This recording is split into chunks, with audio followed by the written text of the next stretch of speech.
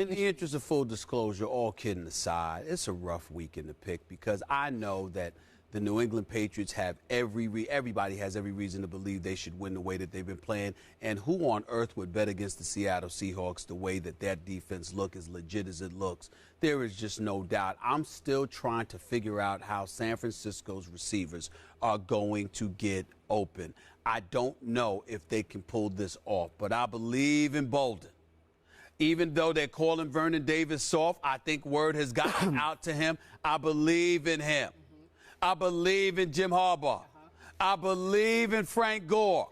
I believe in Patrick Willis. I believe in both Smiths. I believe in this crew, Navarro Bowman. I believe in them because I picked the San Francisco 49ers from the beginning of the season, before a game was played this year. I said San Francisco would meet the Denver Broncos in the Super Bowl, and San Francisco would win it all. That means I got to go against Seattle. You're preaching. I'm a bit hesitant. I know that's what Kevin Hart said. You're preaching right now. Listen, hey. That's what I do sometimes, okay? That's what I do. There's nothing wrong with it. I'm just saying. San Francisco is going to have a tough time, but the way they get punked in Seattle, I just cannot imagine that happening in the NFC Championship game. And I believe the tighter it is, the more you need Seattle's offense to come through for you. And I got to see it to believe it. I have nothing but faith in Russell Wilson. Don't know about Golden Tate. Respect him, but don't know about him.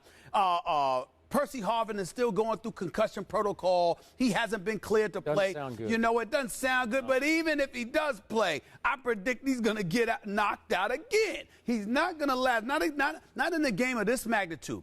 The physical confrontation we're scheduled to look forward to. I don't believe this is a game that Percy Harvin is going too long for. I'm sorry. Even if he is cleared to play, I don't believe he's going to last. I think he's going to get popped silly. They're going to try to take him out the game, not hurt him permanently, but knock his senses, the little stuff dangle up in there. Yep. I think he's going to get popped silly, and I think ultimately that's going to take away their primary weapons. It comes down to Marshawn Lynch. He's a beast. He's a stud. I know this. I know he's going to get his, but I'm sorry. I can't jump off the boat, man. I got to go with the San Francisco 49ers. I think their defense is rugged. I think they're going to come. They're going to answer the bell, and they're going to be just as tenacious as Seattle's defense is going to be.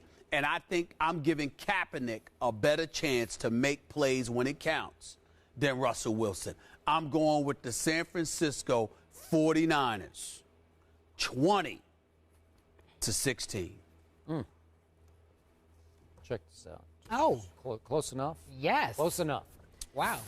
I am actually very with you on your emotion and your final analysis of this pick.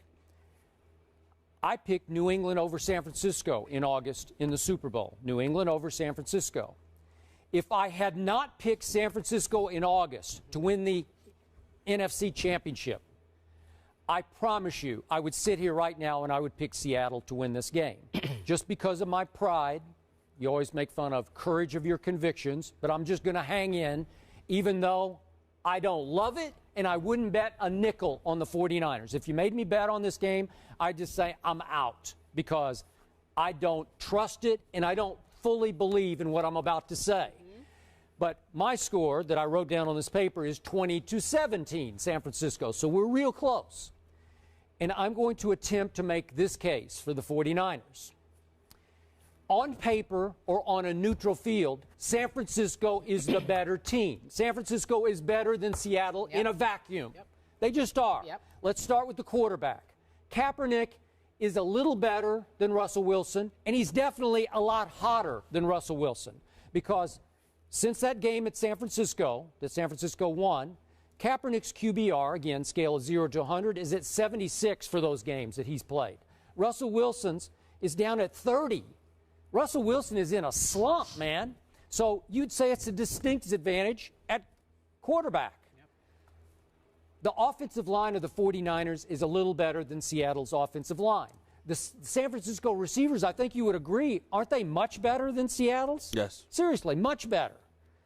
Defensively, the front seven of San Francisco I think is much better than Seattle's front seven. Now, once we get to the backside, the final four guys back there, then it's a joke the other way around to me. But I'm making a case where this one team is better than the other team. And this one team, San Francisco, has won 8 straight games and has had 3 straight road dress rehearsals getting ready for this. It's not like they haven't played here. It's not like this wall of noise is going to hit them between the eyes and they're not going to be ready for it, because they know it. And wouldn't you suggest that the odds are that the better team would finally figure out how to break the psychological stranglehold that the Seattle Seahawks have over the 49ers in Seattle? I think so.